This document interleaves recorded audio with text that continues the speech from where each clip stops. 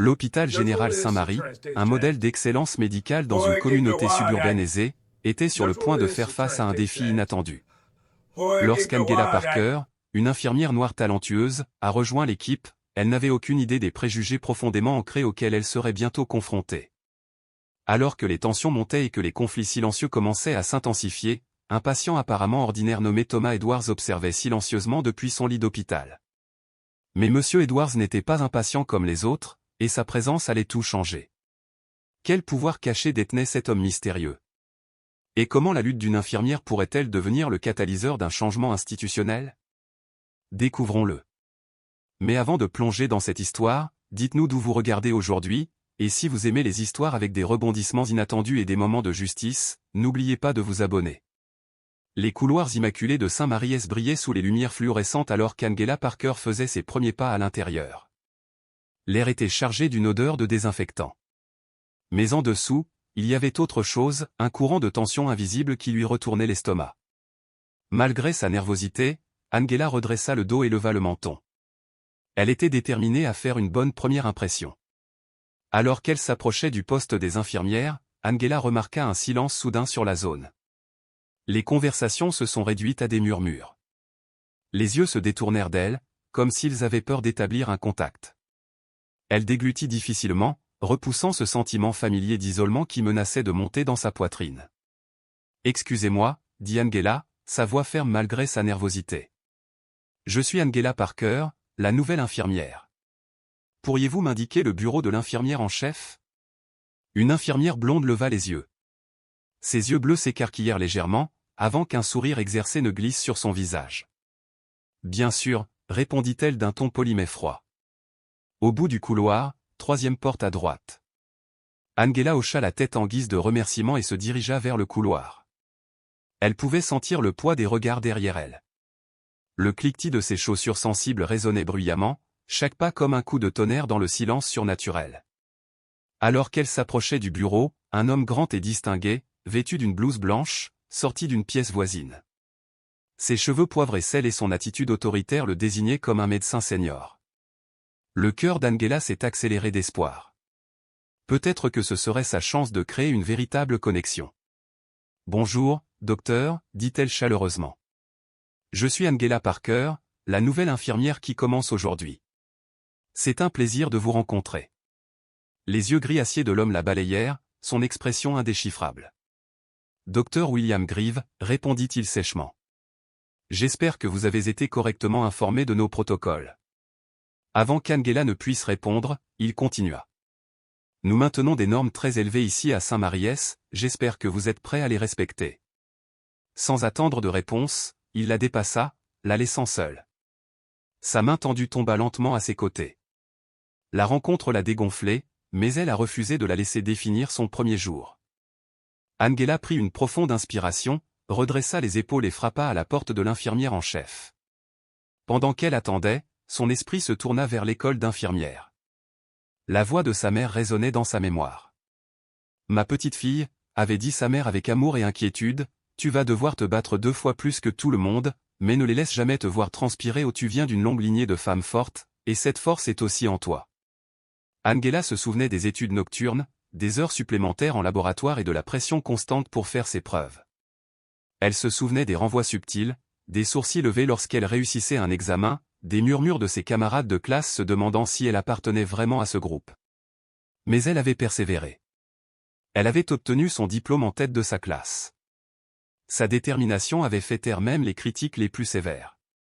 Maintenant, debout dans les couloirs de Sainte-Marie, Angela puisait de la force dans ses souvenirs. Elle avait déjà fait face à des obstacles auparavant. Elle le referait. La porte s'ouvrit pour révéler une femme d'âge moyen avec une expression sévère. « Mademoiselle Parker, je suppose, dit-elle d'un ton sec. Entrez, nous avons beaucoup à dire et j'attends de vous que vous suiviez le rythme. » Alors qu'Angela suivait l'infirmière en chef à l'intérieur, elle ne pouvait s'empêcher de penser qu'elle s'aventurait dans bien plus qu'un simple nouvel emploi. L'air de l'hôpital était chargé. Une tempête silencieuse se préparait sous la surface des sourires professionnels et de l'efficacité stérile. Angela ne savait pas que sa présence allait bientôt déclencher un règlement de compte dans les couloirs de Saint-Maries. Elle remettrait en question les préjugés de longue date et exposerait la culture toxique qui couvait derrière sa façade prestigieuse. Le reste de sa première journée s'est déroulé comme un tourbillon. Orientation, présentation, montagne de paperasse. Mais à mesure qu'Angela se déplaçait dans l'hôpital, elle remarqua les manières subtiles dont elle était exclue. Les conversations se taisaient lorsqu'elle s'approchait. Puis reprenaient en chuchotant derrière son dos. Ses tentatives de bavardage étaient accueillies avec politesse, mais avec distance. Comme un étranger essayant d'entrer dans un cercle fermé.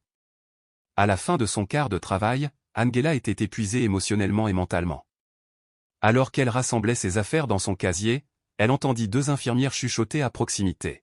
« Avez-vous vu la nouvelle recrue » a demandé l'un d'eux. « Ouais, je ne sais pas à quoi il pensait » répondit l'autre. « Ce n'est pas vraiment le quartier pour, tu sais ?» La main d'Angela se figea sur son casier. Son cœur s'est serré. Elle avait espéré que le froid n'était que le stress du premier jour. Mais maintenant la vérité était indéniable. Ce n'était pas seulement un nouvel emploi. Cela allait être une bataille quotidienne. Elle a quitté l'hôpital le cœur lourd. À l'arrêt de bus, elle s'assit sur le banc en plastique dur, ses pensées tourbillonnant. L'excitation qu'elle avait ressentie ce matin-là avait été remplacée par un sentiment lancinant de doute et d'isolement. Elle a sorti son téléphone et a composé un numéro familier. Après 2 sonneries, une voix chaleureuse répondit. « Et petite fille, comment s'est passé ton premier jour ?» Angela sentit les larmes lui piquer les yeux. Elle prit une inspiration tremblante, essayant de ne pas s'effondrer. « C'était difficile, maman, dit-elle doucement. » Il y eut un silence sur la ligne, puis la voix de sa mère revint. Plein de force, plein d'amour. « Angela Marie Parker, écoute-moi bien. Tu as travaillé trop dur pour laisser quiconque te faire sentir inférieur. Souviens-toi de qui tu es et d'où tu viens. Tu n'es pas seulement là pour toi-même, tu es là pour chaque petite fille noire qui rêve de parcourir ces couloirs un jour. » Angela ferma les yeux. Les paroles de sa mère l'envahirent comme un baume. « Je sais, maman, c'est juste, je ne m'attendais pas à ce que ce soit si difficile. » « Rien de ce qui vaut la peine d'être fait n'est jamais facile, bébé, » répondit doucement sa mère. « Mais vous avez la force de génération derrière vous. Gardez la tête haute, faites votre travail mieux que quiconque, et n'osez pas les laisser vous voir faiblir, vous m'entendez ? » « Oui, maman, » dit Angela, sa voix se stabilisant. « Je t'entends. » Alors qu'elle terminait l'appel, une élégante Mercedes noire ralentit près de l'arrêt de bus. À travers ses vitres teintées, elle aperçut le docteur Grieve. Ses yeux se sont fixés sur elle pendant un moment avant que la voiture ne s'éloigne à toute vitesse. Angela redressa les épaules. La voix de sa mère résonne encore dans ses oreilles. Elle pourrait être confrontée à une bataille difficile. Mais elle n'était pas seule. Avec la force de sa famille derrière elle et un feu dans son esprit que personne ne pouvait éteindre. Angela était prête à affronter tout ce que Saint-Maries lui réservait. Alors que le bus s'arrêtait, elle se leva pour monter, ignorant que sa présence silencieuse était sur le point de déclencher un mouvement. Un événement qui ébranlerait les fondations même de l'hôpital. Et forcer un jugement attendu depuis longtemps. Elle soutint son regard fixement, refusant d'être intimidée. « Bien sûr, docteur Grieve. Je vous assure que je maîtrise parfaitement toutes les procédures hospitalières. » Le docteur Grieve haussa un sourcil, un sourire narquois jouant au coin de sa bouche. « On verra bien, n'est-ce pas ? J'espère que tu as appris tout ce qu'il fallait ici. » La condescendance à peine voilée dans son ton n'a pas échappé à Angela, ni aux autres infirmières qui prétendaient être occupées à leur tâche tout en écoutant clairement aux portes. Alors que le docteur Grieve s'éloignait, Angela pouvait sentir le poids des jugements non exprimés peser sur elle. Tout au long de la journée, elle s'est retrouvée affectée aux tâches les plus difficiles et les plus indésirables, tandis que ses collègues blancs se voyaient confier des cas relativement simples. Angela a été envoyée à plusieurs reprises pour s'occuper des patients les plus difficiles et des procédures les plus complexes.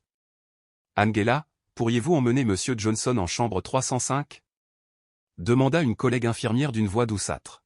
« Il a été un peu difficile aujourd'hui. » Angela hocha la tête, sachant très bien que « difficile » était un euphémisme. Monsieur Johnson était connu pour ses accès de racisme et avait déjà fait pleurer 2 infirmières cette semaine-là. Pourtant, Angela a abordé la tâche avec un professionnalisme inébranlable, déterminée à prouver sa valeur.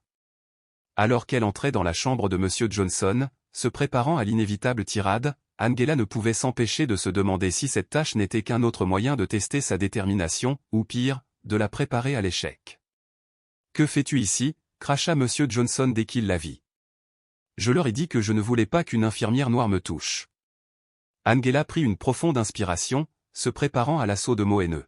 « Monsieur Johnson, je suis ici pour vérifier vos constantes et changer votre pansement.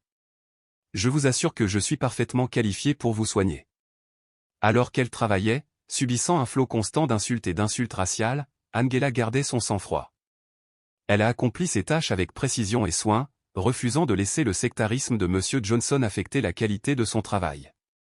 Lorsqu'elle sortit enfin de la pièce, Angela trouva le docteur Grieve qui l'attendait dans le couloir, un air d'inquiétude feinte sur son visage. « Tout va bien, infirmière Parker ?» On a entendu du grabuge. Angela rencontra son regard d'un air égal. Les constantes vitales de M. Johnson sont stables et son pansement a été changé. Avez-vous besoin d'autre chose, docteur Grieve? Pendant un instant, la surprise traversa le visage du docteur, rapidement remplacé par son habituel masque de condescendance. Eh bien, espérons que vous parviendrez à garder ce calme avec tous vos patients. Nous ne voudrions pas de plainte, n'est-ce pas? Alors que le docteur Grieve s'éloignait, Angela ne pouvait s'empêcher de penser qu'elle venait de passer une sorte de test, un test auquel elle n'aurait jamais dû être soumise. Le reste du quart de travail d'Angela s'est déroulé dans un flou de tâches sans fin et de subtils affronts. Elle se retrouvait constamment obligée de vérifier son travail, non pas parce qu'elle doutait de ses capacités, mais parce qu'elle savait que même la plus petite erreur serait amplifiée et utilisée contre elle. Au fur et à mesure que la journée avançait, Angela ne pouvait s'empêcher de remarquer à quel point ses collègues blancs semblaient accomplir leurs tâches avec brio, discutant et riant, tandis qu'elle peinait sous le poids de sa charge de travail disproportionnée. L'inégalité était flagrante, mais chaque fois qu'elle envisageait de s'exprimer, le souvenir des paroles de sa mère la retenait. « N'ose pas les laisser te voir faiblir ?» À la fin de son quart de travail, Angela était épuisée physiquement et émotionnellement. Alors qu'elle rassemblait ses affaires dans son casier, elle entendit deux infirmières chuchoter à proximité. « Vous imaginez qu'ils font tant d'histoires avec la diversité dans les recrutements » s'exclama l'une d'elles, la voix pleine de dédain. « Ce n'est pas comme s'ils pouvaient nous suivre de toute façon. » La main d'Angela se figea sur la porte de son casier, son cœur battant dans sa poitrine. Elle ne voulait rien d'autre que les affronter, se défendre et défendre ses capacités, mais elle savait qu'une telle confrontation ne servirait qu'à renforcer leurs préjugés. Au lieu de cela, elle ferma son casier en silence et sortit de l'hôpital, la tête haute malgré le poids de la journée qui pesait sur ses épaules. Alors qu'Angela attendait à l'arrêt de bus, la même élégante Mercedes noire qu'elle avait vue auparavant s'est arrêtée à côté d'elle. La fenêtre s'est baissée, révélant le docteur Grieve derrière le volant. « Infirmière Parker » cria-t-il, sa voix dégoulinant d'une fausse inquiétude. « Encore attendre le bus ? Dommage. On dirait que c'est tout ce qu'on peut se permettre avec un salaire d'infirmière, non ?» Avant qu'Angela ne puisse répondre, le docteur Grieve s'est enfui, la laissant là, humiliée et en colère. La cruauté désinvolte de ses paroles la blessa profondément, lui rappelant une fois de plus la bataille difficile à laquelle elle était confrontée chaque jour à Saint-Mariès. Alors qu'elle montait dans le bus, l'esprit d'Angela était un tourbillon d'émotions. L'excitation et l'espoir qu'elle avait ressenti lorsqu'elle avait commencé à Saint-Mariès semblaient désormais n'être qu'un lointain souvenir, remplacé par une détermination farouche à survivre dans cet environnement hostile. Mais alors même qu'elle luttait contre les événements de la journée, une petite voix au fond de son esprit lui murmurait que quelque chose devait céder. La question était, serait-elle celle qui craquerait sous la pression constante, ou sa persévérance forcerait-elle finalement un changement dans la culture toxique de Saint-Marie? Angela ne savait pas qu'un allié inattendu était sur le point d'entrer dans sa vie. Quelqu'un qui contribuerait à faire pencher la balance en sa faveur et à exposer les préjugés profondément ancrés qui couvaient depuis longtemps dans les murs de l'hôpital général Saint-Marie. Alors que le bus roulait dans les rues sombres, Angela ferma les yeux, puisant sa force dans le souvenir des paroles de sa mère et dans l'héritage de résilience qui coulait dans ses veines. Demain serait une autre bataille, mais elle était déterminée à l'affronter de front, quels que soient les défis à venir. Le lendemain matin, Angela arriva à Saint-Marie avec une détermination renouvelée. Elle avait passé la nuit à réfléchir à ses expériences et à se rappeler pourquoi elle était devenue infirmière en premier lieu, aider les gens, quels que soient leurs antécédents ou ses propres défis. Alors qu'elle se dirigeait vers le poste des infirmières, Angela remarqua une activité intense. Les infirmières préparaient rapidement une chambre, et il y avait une atmosphère d'anticipation qu'elle n'avait jamais ressentie auparavant. Que se passe-t-il? Demanda Angela à l'un de ses collègues, intrigué par ce vacarme. L'infirmière, oubliant momentanément sa froideur habituelle envers Angela, répondit avec enthousiasme. Nous avons un patient VIP qui arrive. Un gros bonnet qui a eu un accident de ski. Il a les 2 bras cassés, d'après ce que j'ai entendu. Avant qu'Angela ne puisse poser davantage de questions, le docteur Grieve apparut, le visage figé dans une expression sévère. Infirmière Parker, dit-il, la voix coupée. J'ai besoin que vous vous occupiez du nouveau patient admis en chambre 412, Monsieur Thomas Edwards. Il a eu un grave accident de ski et ses 2 bras sont cassés. J'attends de vous que vous lui prodiguiez les plus grands soins. Angela hocha la tête, reconnaissant la tâche pour ce qu'elle était, un autre test. Bien sûr, docteur Grieve. Je m'en occupe immédiatement. Alors qu'elle se dirigeait vers la salle 412, Angela ne pouvait s'empêcher de penser que cette mission était différente d'une certaine manière. L'atmosphère d'importance qui entourait cette patiente la faisait se demander si la situation n'était pas plus complexe qu'il n'y paraissait. En entrant dans la pièce, Angela fut accueillie par la vue d'un homme d'âge moyen allongé dans son lit, les 2 bras plâtrés. Malgré ses blessures, il y avait en lui un air d'autorité tranquille qu'Angela remarqua immédiatement. « Bonjour, Monsieur Edwards », dit-elle en s'approchant du lit avec un sourire chaleureux. « Je suis l'infirmière Angela Parker et je prendrai soin de vous pendant votre séjour parmi nous. » Monsieur Edwards leva les yeux vers elle, ses yeux perçants et évaluateurs. « Bonjour, infirmière Parker », répondit-il, sa voix étonnamment forte compte tenu de son état. « J'apprécie votre aide. Je dois dire que je ne m'attendais pas à finir ici après mon accident de ski. » Alors qu'Angela commençait à vérifier ses signes vitaux et à évaluer son état, elle ne put s'empêcher de remarquer comment Monsieur Edwards observait chacun de ses mouvements avec un vif intérêt. Contrairement à certains autres patients qu'elle avait traités, il n'y avait aucune trace de préjugé ou de dédain dans son regard, seulement une curiosité réfléchie. « Vous semblez très compétente, infirmière Parker », a commenté Monsieur Edwards alors qu'elle ajustait sa perfusion. « Depuis combien de temps travaillez-vous à Saint-Maries » Angela marqua une pause, surprise par le véritable intérêt dans son ton. « Je suis ici depuis quelques semaines maintenant, monsieur », répondit-elle prudemment. « Cela a été une expérience formidable jusqu'à présent. » Monsieur Edwards a haussé un sourcil face à sa réponse diplomatique. « Je vois, » dit-il, une pointe d'amusement dans la voix. « Et comment avez-vous trouvé l'hôpital ? À la hauteur de sa prestigieuse réputation, j'espère ?» Angela hésita, ne sachant pas comment répondre. Elle fut sauvée de la réponse par l'arrivée du docteur Grieve, qui fit irruption dans la pièce avec un comportement excessivement joyeux qu'Angela n'avait jamais vu auparavant. « Monsieur Edwards », s'exclama le docteur Grieve, sa voix dégoulinant d'une fausse chaleur. « J'espère que l'infirmière Parker a bien pris soin de vous.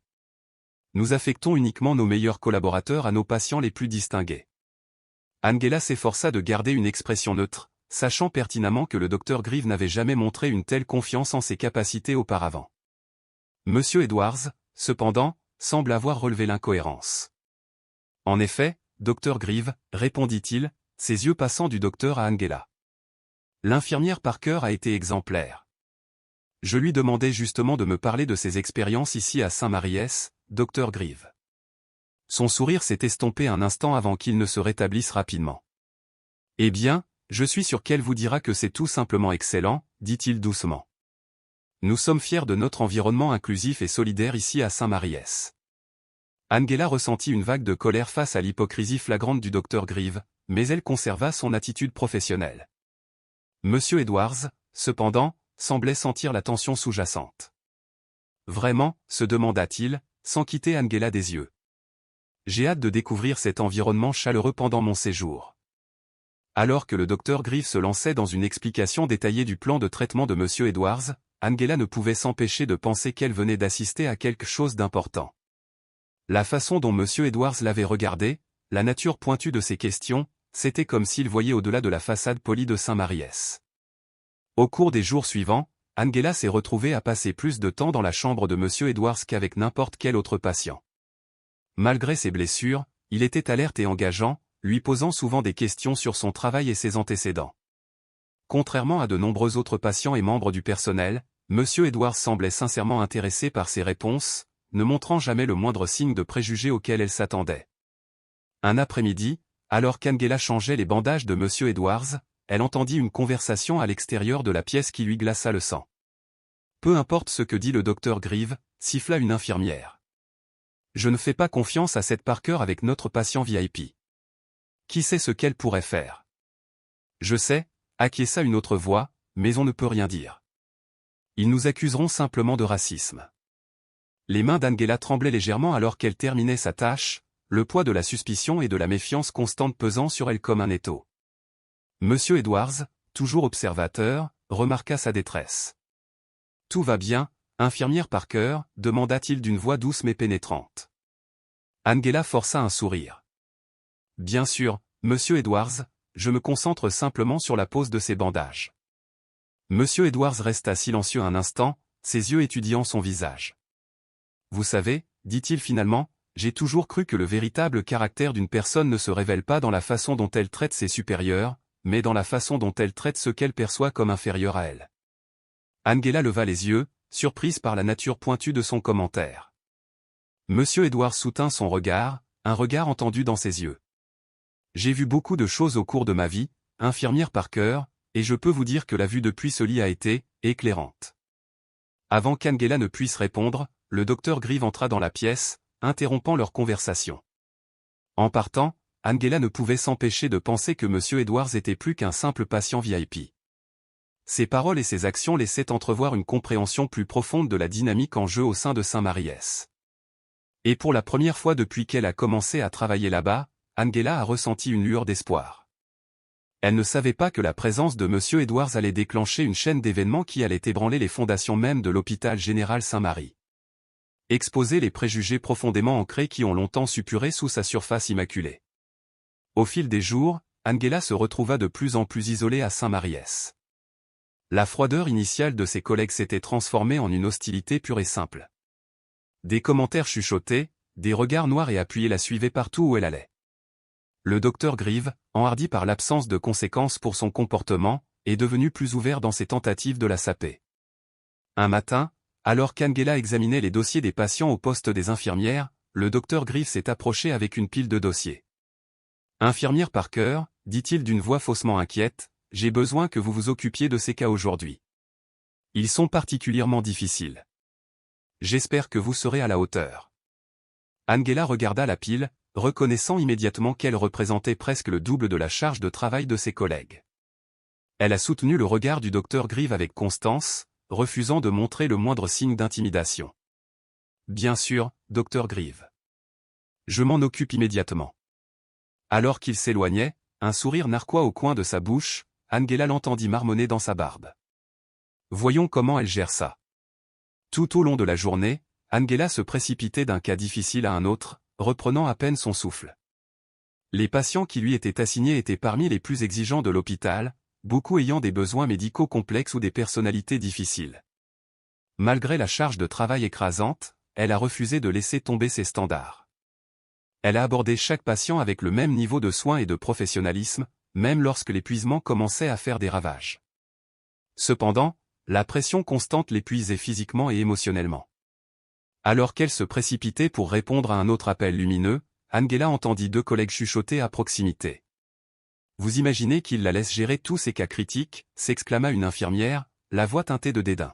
« On dirait qu'ils attendent qu'elle fasse une erreur. »« Je sais, » répondit l'autre, « mais il faut admettre que c'est impressionnant comme elle continue. J'aurais déjà craqué. » Angela sentit un mélange de colère et de douleur l'envahir. Le fait que ses collègues non seulement reconnaissaient le traitement injuste, mais observaient également si elle échouerait était presque trop difficile à supporter. Au fur et à mesure que la journée avançait, Angela se retrouva à faire des voyages plus fréquents dans la chambre de monsieur Edwards. Contrairement au reste de l'hôpital, sa chambre était devenue un sanctuaire, un endroit où elle pouvait respirer et sentir, même brièvement, que quelqu'un voyait vraiment sa valeur.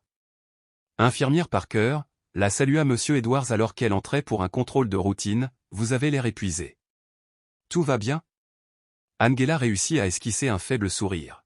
« Journée chargée, monsieur Edwards. Rien que je ne puisse gérer. » Monsieur Edwards étudia son visage, ses yeux remplis d'inquiétude. « Tu sais, dit-il prudemment, il y a une différence entre gérer quelque chose et prospérer. D'après ce que j'ai vu, tu es parfaitement capable de cette dernière. » Ces paroles, bien que gentille, n'ont fait que souligner le contraste frappant entre la façon dont il la traitait et la façon dont le reste de l'hôpital le faisait. Angela sentit une boule se former dans sa gorge, le poids de son isolement menaçant de la submerger. « Merci, monsieur Edwards, dit-elle doucement, sa voix à peine plus haute qu'un murmure, j'apprécie votre gentillesse. » Alors qu'elle se tournait pour partir, M. Edwards a crié. « Infirmière Parker, dit-il d'une voix emplie d'une autorité tranquille qui la fit s'arrêter, rappelez-vous, parfois, la plus grande force réside dans le fait de savoir quand s'exprimer. » Angela quitta la pièce, son esprit tourbillonnant avec les implications de ses paroles. Alors qu'elle retournait au poste des infirmières, elle ne pouvait s'empêcher de penser que quelque chose était sur le point de changer. Elle ne savait pas que le lendemain apporterait une série d'événements qui la pousseraient à bout. Et forcer une confrontation qui couvait depuis son tout premier jour à Saint-Maries. Le lendemain matin, Angela est arrivée et a trouvé l'hôpital dans un état d'activité accrue. Des rumeurs circulaient au sujet d'une opération d'urgence à enjeux élevés prévue plus tard dans la journée. Plusieurs membres du conseil d'administration de l'hôpital et des visiteurs importants étaient attendus pour observer. Alors qu'Angela commençait sa tournée, elle ne put s'empêcher de remarquer l'énergie nerveuse qui imprégnait l'hôpital. Les infirmières et les médecins semblaient tous à bout de nerfs, la pression de l'opération à venir pesant lourdement sur l'esprit de chacun. Au milieu de ses tâches matinales, le docteur Grieve s'est approché, une lueur dans les yeux qui l'a immédiatement mise sur ses gardes. « Infirmière Parker, dit-il d'une voix soigneusement neutre, nous avons besoin de vous pour l'opération d'urgence cet après-midi. C'est un cas critique. J'espère que vous êtes prête à le gérer. » Angela sentit un mélange de surprise et de suspicion l'envahir. Être invitée à participer à une opération d'une telle envergure était généralement un honneur. Mais venant du docteur Grieve, elle ne pouvait s'empêcher de se demander s'il y avait une arrière-pensée. « Bien sûr, docteur Grieve, répondit-elle d'une voix ferme, je serai prête. » Alors qu'il s'éloignait, elle l'entendit marmonner à un autre médecin. « Voyons comment elle gère la pression. Ça promet d'être intéressant. » Les heures précédant l'opération furent un mélange de préparation et d'anticipation. Angela s'est jetée à corps perdu dans le travail, vérifiant tout 2 ou 3 fois pour s'assurer qu'elle était prête à relever tous les défis qui l'attendaient. Alors qu'elle se préparait pour l'opération, elle a remarqué les regards sceptiques de certains membres du personnel. Elle prit une profonde inspiration, se préparant à ce qui allait arriver. Les mots de sa mère résonnaient dans son esprit. « N'ose pas les laisser te voir faiblir ?» L'opération a commencé. Angela s'est retrouvée à travailler aux côtés du docteur Grieve et de plusieurs membres du personnel senior. La tension dans la pièce était palpable. D'importants observateurs surveillaient chacun de leurs mouvements, ajoutant une couche de pression supplémentaire. Malgré les circonstances, Angela est restée concentrée. Ses mouvements étaient précis, efficaces, anticipatifs. Elle a donné des instruments avant qu'ils ne soient demandés, des années de formation et d'instinct prenant le dessus. Son expérience était indéniable, sa détermination inébranlable. Mais à mesure que l'opération progressait, Angela remarqua quelque chose qui fit battre son cœur plus vite. Le docteur Grieve, habituellement calme et confiant, hésitait. Ses mains tremblaient tandis qu'il se préparait à une incision critique. Elle comprit qu'il était sur le point de commettre une erreur qui mettait sa vie en danger. Sans attendre, Angela parla clairement, suggérant une approche plus sûre, adaptée à l'anatomie de la patiente. Le silence se fit dans la salle. Tous les regards se tournèrent vers elle. Le docteur Grieve parut stupéfait, puis furieux. L'espace d'un instant, elle crut qu'il allait la congédier. Mais au lieu de cela, il hocha la tête et s'adapta. Son appel sauva la vie de la patiente. Après l'opération, la tension persistait.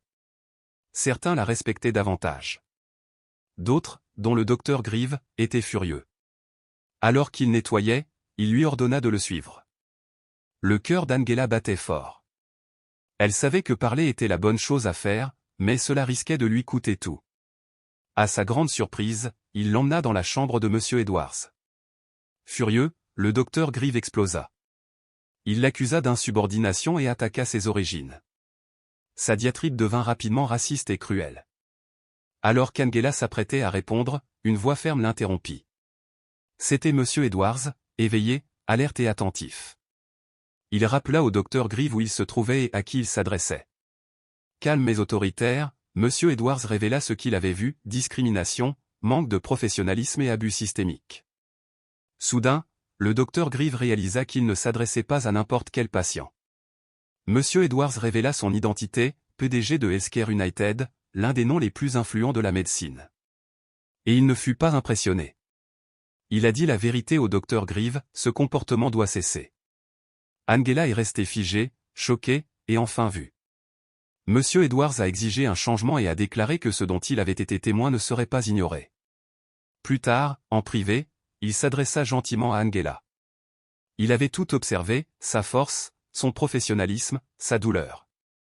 Il admit que son accident l'avait conduit à l'hôpital, mais que le fait d'être témoin de cette injustice lui avait donné une nouvelle mission.